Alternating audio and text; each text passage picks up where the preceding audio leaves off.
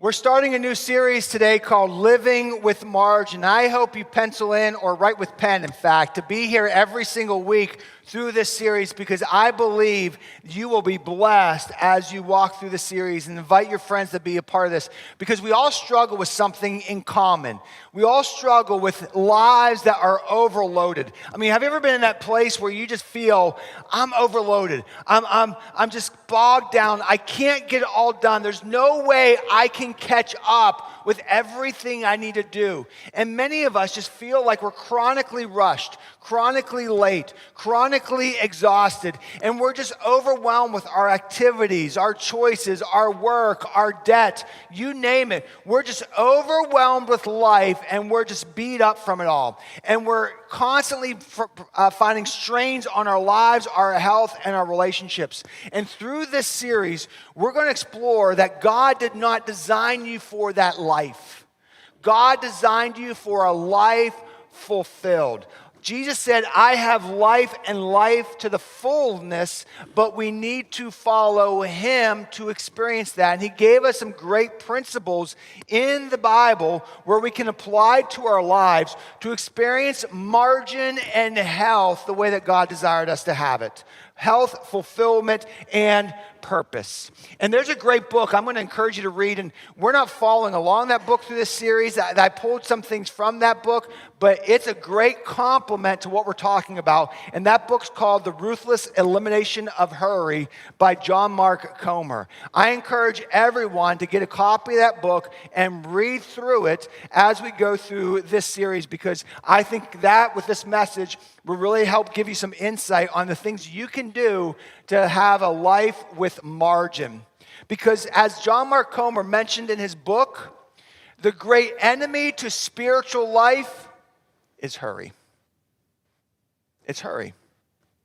Hurry kind of builds into everything else, and we have so many problems. We're so beat up in life, and we all look back to it. We've overloaded ourselves. And here's another problem. We now are locked into a completely new age in our world.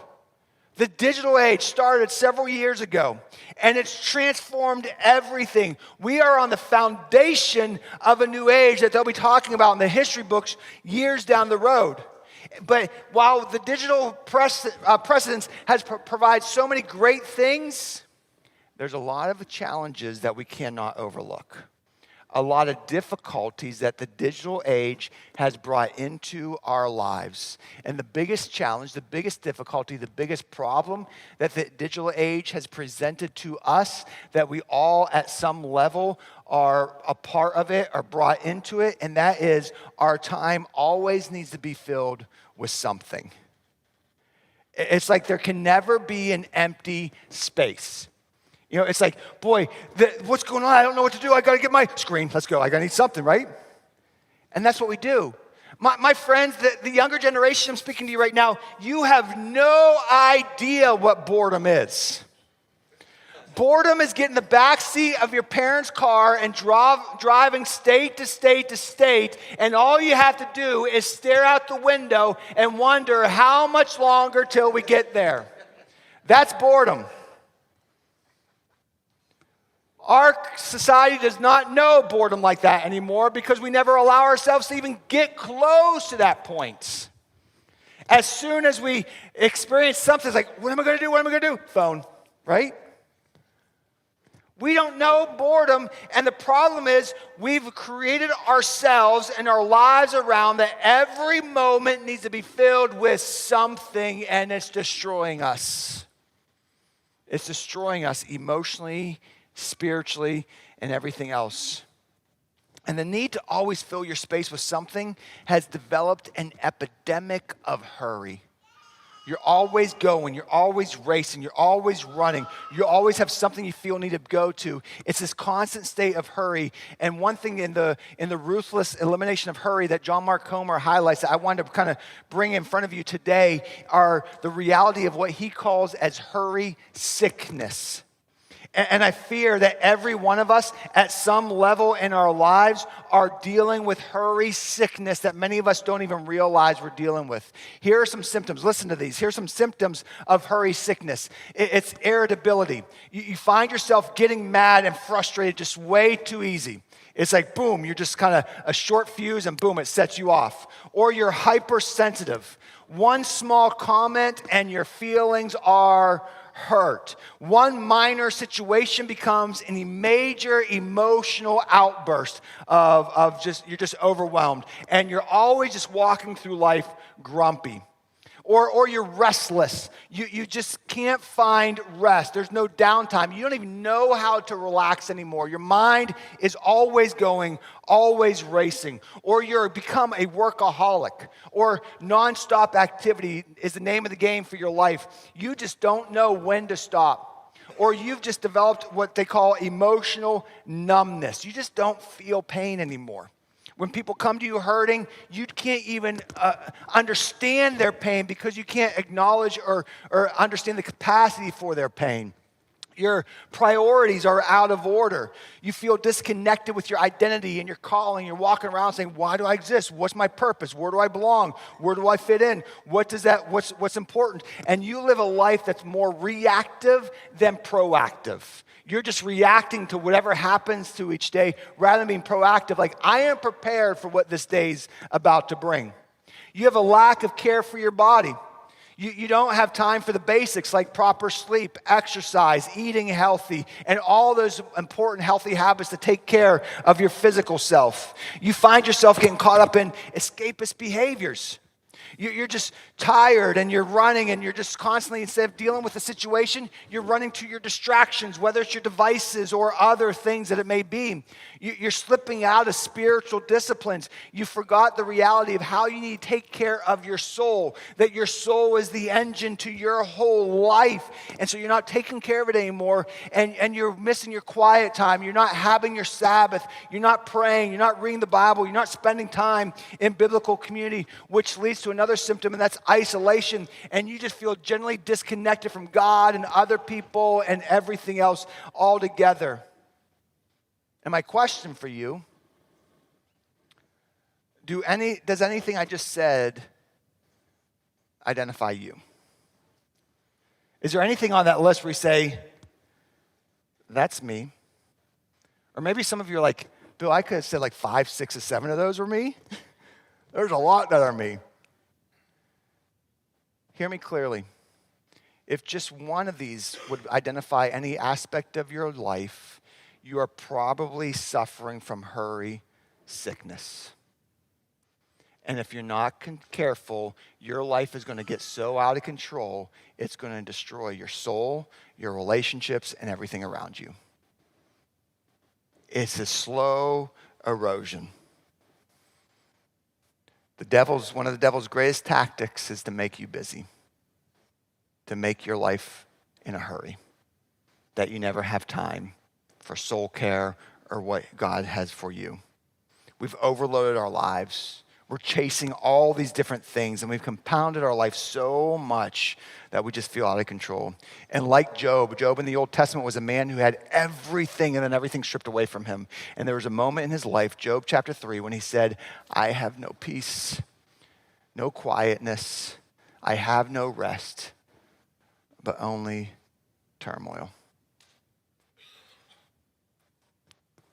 Would that describe your life too, right now?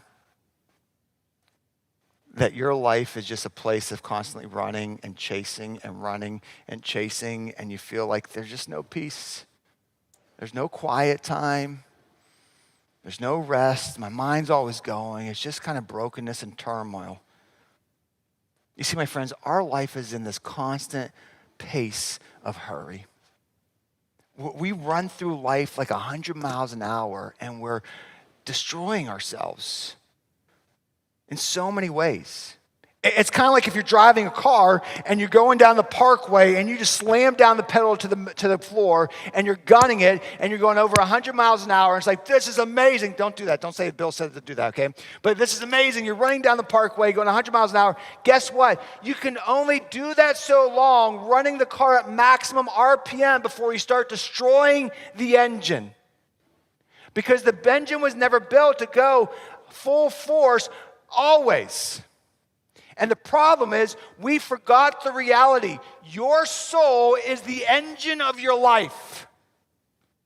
And when you're going full throttle, you are destroying the engine of you. Your soul is everything, and there needs to be margin for soul care. Because if it's not there, the devil's going to get the best of you. Eventually, the devil will get the best of you. And living a life with margin is understanding the reality that I have limits. I can't do everything. I can't be everything to everybody. And guess what? Sometimes men need to really hear this. It's not weakness to acknowledge I have limits. It's weak to actually not acknowledge it. Because if you don't acknowledge it, it will destroy you. And we have limits. We have limits with time. I mean, how many of you guys have said it? We hear it all the time. Oh, I just need more time in the day. I just don't have enough time for everything. Just think about that comment for a moment. If God miraculously said, okay, here, voila, there's 10 more hours a day. I bet you next week you'd be saying the same thing. There's just not time in the day. I just can't get everything done. Because the problem is not a lack of time. The problem is our management of time. And we need to learn how to manage our time better. We have limitations with time. We have limitations with our physical bodies. We have limitations with our emotional self and our spiritual self, and that is okay. You just need to be honest with it. Because if you're not honest with it and real with it, you will never be able to develop the margin in your life to have a healthier you, to have the fulfilled life that God promised you, and to live on purpose the way that God has designed you for. You see, the problem is with hurry is that we tend to take on more than what we're honestly capable of. We're saying yes to everything. We're doing everything. And we can't. You just can't. You see, in God's creation, He created you for rest. And margin is that space between my load and my limits. It's recognizing, here's my limits. Here's how much time I have. Here's what I can do with where I'm at spiritually and emotionally and physically. And I need to develop a pattern and a rhythm of my life within that. Because if I don't, I am going to overwhelm myself and eventually destroy myself. Because God developed rest. Exodus 23, verse 12, it says, 6 days, God said, do your work. But on the seventh day, do not work, so that your ox and your donkey may rest, and so that the slave born in your household and the foreigner living among you, listen to this, may be refreshed. You know what God's teaching us there? From the moment of creation, God was teaching mankind that you live in a world of limitations and you need to operate in the rhythms of those limitations so that you can live a fulfilled life. And if you don't operate within those limitations, you will wear yourself down physically, emotionally, and spiritually, and the devil will get you. Because you know how the devil works? You know when the devil attacks? When you're tired, worn out, broken. That's when he comes. So what's the devil's tactic? Make you live a life of hurry. Wear yourself out. And then he can get you. And rest is what we need. Rest is recognizing that I have my limits. I need margin. And if I want a healthier Bill, I need that margin. And there's times in my week, in my life, I need to know, I hit my limit. It's time for some margin. Because if I try to just push through this limit, it's not going to turn out good. And I'm going to make mistakes and I'm going to create problems. I need to create margin. And rest gives me the ability to be present in the moment, present in what are the priorities. And that's exactly what Jesus did. If you remember what we talked about last week, our mission and our goal of life is to chase Jesus, to be in the presence of Jesus, and then try to develop my life to live for him and live in a way that honors him.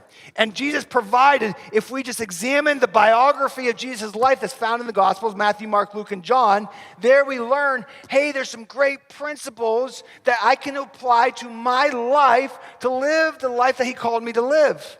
And you know, one of the biggest things that Jesus taught in his ministry was margin. Was breaking away and praying and rest. And he did not allow the tyranny of what is urgent to pull him away from what was important in the moment. And that's a hard lesson I think we all need to learn in our journey. Jesus wants something better for you, but you need to learn the discipline of margin, not being hurried by the urgency of now. Jesus, if you read his story through Matthew, Mark, Luke, and John, he was always present in the moment. In that moment, he always gave his attention and his full focus. He did not allow the distractions to pull him away. For example, you can go like one of his stories. There's a story in the Gospels where Jesus was hanging out with his disciples and someone came and brought a message to him and said, Jesus, your very, very, very, very, very best friend Lazarus, whom you love, is sick. And it's not just like he has some sniffles. It's he is about to die. And you know how Jesus responded to that report? The Bible says he stayed where he was with his disciples 4 more days. There's a powerful lesson right there, friends. There will always be something urgent that's pulling us away from the priority of the moment. And if we choose to live a reactive life, always being pulled by the urgency of the moment, we will miss out on the priority of the now. And we have to be careful with that. Jesus has something better for you. He has something in store for you, and we need to prioritize our life. We need to recognize what those priorities are and how we can live out those priorities throughout our life. Don't allow other people's priorities to become your agenda, but make every moment count. That's what Paul wrote in Ephesians. To make the most of every opportunity, to make the moment that you are in count, the most important thing in our journey. We all have limitations, and we need to recognize that and own up to it in order for us to live those lives. Because a healthier and fulfilled life is found by living within those margins. It's living within those margins. And when you live within those margins, there you find a healthier mind, a healthier body, and healthier relationships. But we need to slow down. We need to slow down. And the first steps to living with margins in your life is to accept the limitations. Accept the limitations of your life, of just being a person in this physical world, of where I'm at spiritually, of where I'm at emotionally, of where I'm at physically. We need to acknowledge that and accept that and be honest with our limitations. Because when we're honest with them and accept them, then we can know how we're moving forward to become healthier us, become a healthier me. Look what's written in Scripture about recognizing our limitations. In Ecclesiastes chapter 10, it says, "The toil of a fool so wearies him that he does not even know how to go to a city." Do you see that? The person, the fool, is so busy, they don't even know what they're doing anymore. Have you ever had one of those moments? A couple months ago, I had one of those moments. I had all this stuff. I was like, I need to do this. I need to go here. I need to get this done. I need to get this accomplished. And I was driving through Robinson. I came to a red light, a stoplight, and all of a sudden, I had to stop. I was like, I don't know I forget what I'm doing. I got so much going on, I forget why I even came here and where I'm supposed to be going right now. And I literally had to stop the car for like almost a minute to just recollect my thoughts. Where am I going? Have you ever been there? We are so overloaded with life. That's just like, I don't know which way's up and down right now. I don't know which way to go. And our lives become so out of control with the busyness and the hurry that we've created that we need to slow down and get better grasp on our day-to-days. In Psalm 119, it's written, "To all perfection I see a limit, but your commands are boundless." To all perfection, I recognize there are limits. We all have limits, but his commands and his blessings are just constant. You see, what we see here in these scriptures is that spiritual and soul healthiness, the engine of your soul, matters. And the health of that carries into every aspect of your life. Everything that you are. And it all begins by recognizing and accepting, I can't do it all. I can't do it all. And I need to be honest with that. Because if I'm not, I will be destroyed and everything around me will be destroyed. And so in order for me to accept that, the next step is I need to know my priorities. I need to know what guides my life. The priorities are the thing that guides your day-to-day. So last week, we talked about what is the goal of your life. The goal of our lives should be every day I'm in his presence. And as I'm in his presence, I want to become more like him in everything that I am and do and how I live. That's your goal. And so once you acknowledge and accept that's my goal of life is to be in the presence of God and become like him in all aspects of my life, then that now defines what priorities I use to live out my life. How I define those priorities and what they are, because then from my priorities, all my decisions and how I shape my week and my life is based upon those priorities. And so your goals develop your priorities, and your priorities, if your goal is to be in the presence of God and become like God, then my priorities in your life is to focus everything about what I am on my form. That's your priorities. So let's talk through this a little bit today, okay? Your form is family, occupation, your relationship with Jesus, and your mission. So if my goal is to chase Jesus and become like Jesus, then my priorities of life and how I schedule my day-to-day is all based upon my form. So in other words, the first part is the F, my family. Whatever my family dynamics look like. Maybe I'm a parent with kids. Maybe I'm a kid with my parents. Maybe I'm a single and my parents live in a different place. Whatever it may be, however your family dynamics look like, it all still applies. And that is, there needs to be a priority in my life to focus on my family. If I'm married, that means I need to make my marriage a priority every day in some way. If I'm a parent, I need to make my kids a priority in my day every single day. And I get it. A lot of people today, because of our hurried lifestyles, we say, especially, well, I'm taking care of my kids because I'm working 100,000 hours a week so I can provide for them and give them the best that I can. And that sounds great, but the best way to give to your family is your time. And because we've created such hurried lives, we forgot the importance of your time. Because you can never get your time back. And so if my goal in life is to chase Jesus and be in his presence and become like him, then I need to make my family a priority. And there will be times when you need to say that, no, my family's calendared now. And I'm not doing that because I'm hanging out with my wife, or I am playing some games with my kids.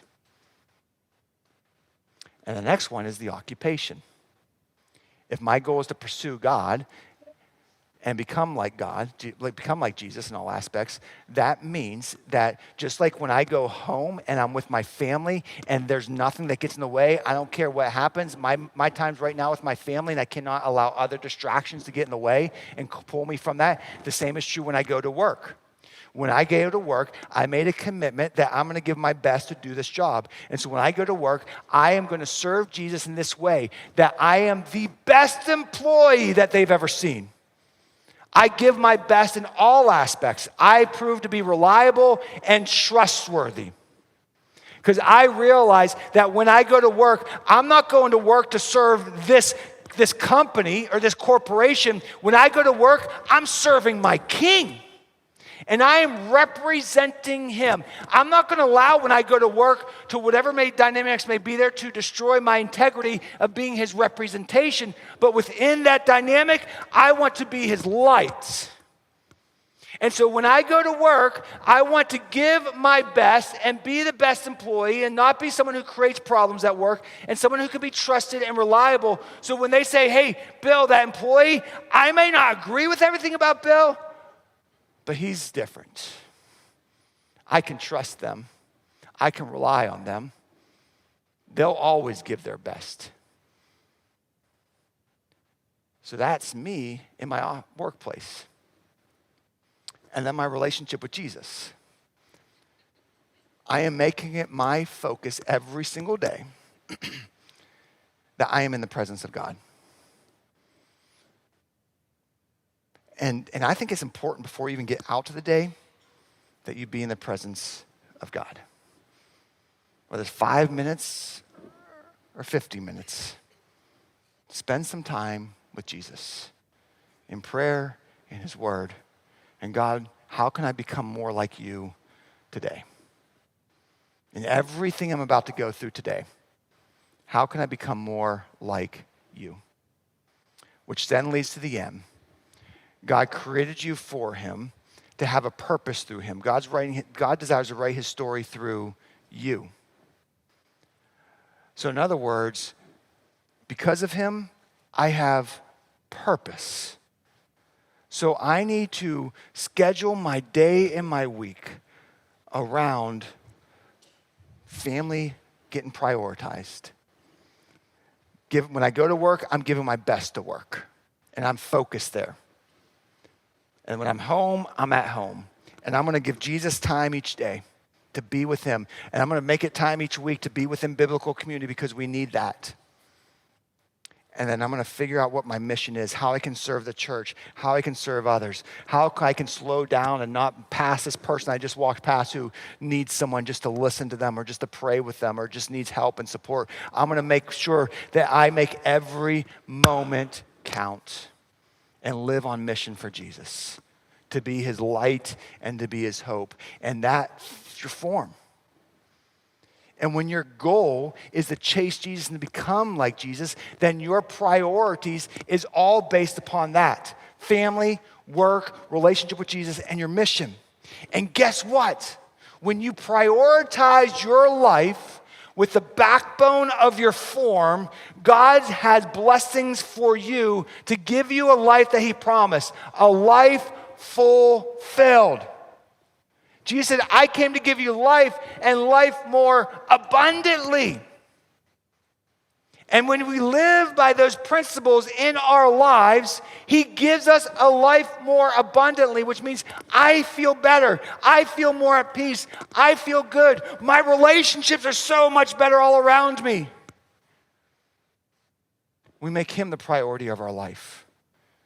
We make that the agenda of everything we do. And in each of those moments, we're in that moment, just like Jesus was. Which means to get there, this is the hard step. Sometimes we need to prune our activities. In fact, we need to prune our activities regularly. Every year, every month maybe, we should be having a mindset and a sit down with ourselves, and if we're married, with our spouses. What are things that we need to prune that are hindering us from achieving the priorities of our form? What's getting in the way? In scriptures, it constantly aligns us with the idea of gardening. You know, in gardening, whenever you go out, if you are a gardener, you know if you want healthy plants that are flourishing, that every year there needs to be moments where you go out there to prune them. If you don't prune them, they will choke, wither, and die. And what the Bible teaches us is the same is true with your soul health, with your health emotionally and spiritually. If you don't do regular pruning of activities, the activities will get the best of you. They will overtake you. In Hebrews 12, the writer puts it this way: therefore, since we are surrounded by such a great cloud of witnesses, let us throw off everything that hinders and the sin that so easily entangles, and let us run with perseverance the race marked out for us. Do you see what the writer said there? First of all, we are surrounded by such a great cloud of witnesses. That's the biblical community. It's recognizing that, guess what? I have limitations. I'm only so far in my faith, and there are people who've gone before me. They've been through this before. They've experienced this before. I can learn from them. They're spiritually further along than I am, whatever it may be, and I can learn from them because of their faithfulness and their experience in life. And we need that. And then from there, the writer writes that in order for us to achieve our full potential in Jesus and a life fulfilled, to create the margin and spiritual health that God wants for us, we need to make a deliberate choice to throw off everything that hinders and entangles us. Because as Jesus said in one of his parables, if we don't, it's like the weeds that come up and just slowly choke us and destroy us. And here's where the struggle lies.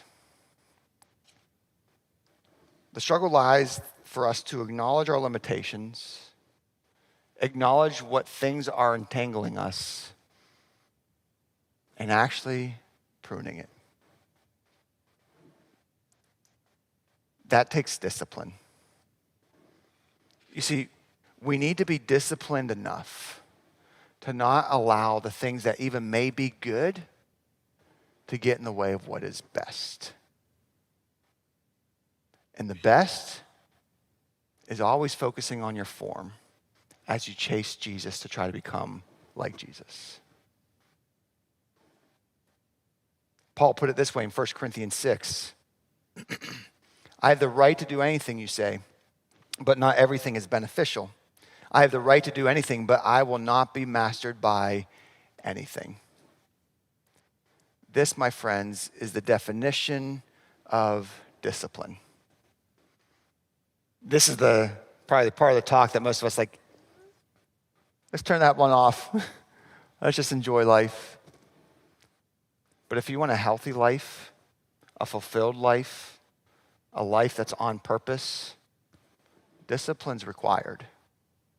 You can't get there without discipline. It's just not possible. And can I just be honest with you guys? This is what separates the people who are successful and people who are just managing life. It goes back to the discipline. It's all around the discipline. And discipline, as Paul wrote in 1 Corinthians 6, is saying, just because something's permitted, just because I could do this, is it the best thing for me? Is it the thing that will really help me be healthy, be fulfilled, to have a good form in my life? Or is it just another thing that will get in the way?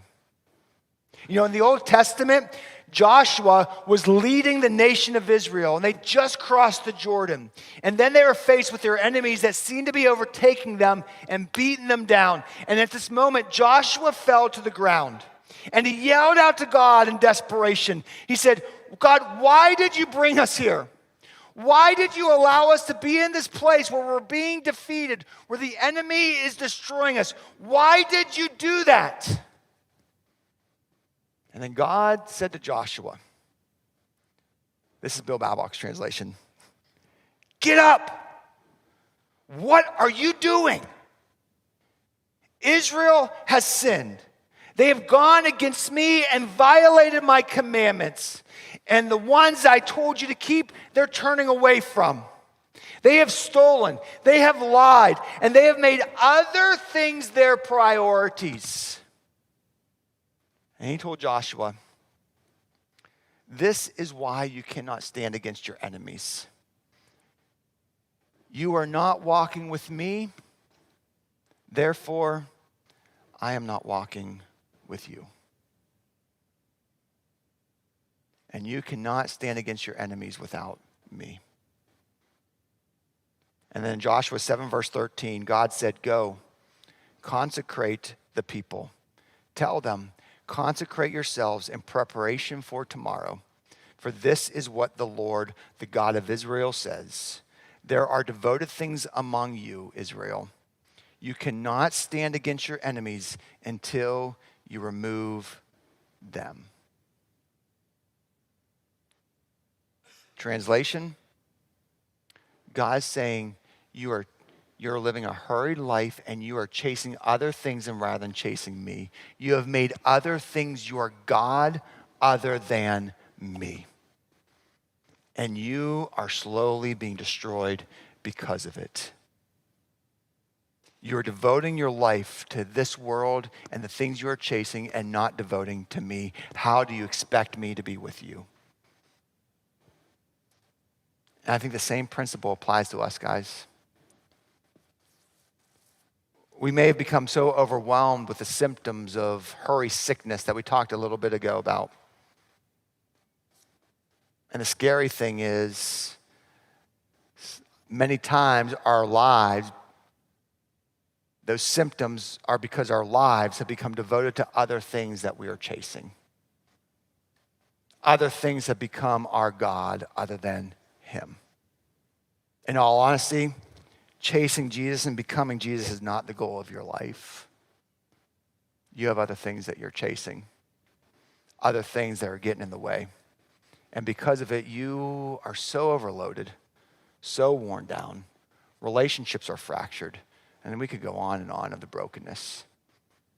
And my guess is that there are things in your life that you chase as goals, that you chase as priorities that have become your God. And they need removed. They need to be pruned. You cannot achieve spiritual healthiness with those things that are so easily entangling your life. You have to deal with them. God desires a healthier you. He desires you to have a life fulfilled in Him.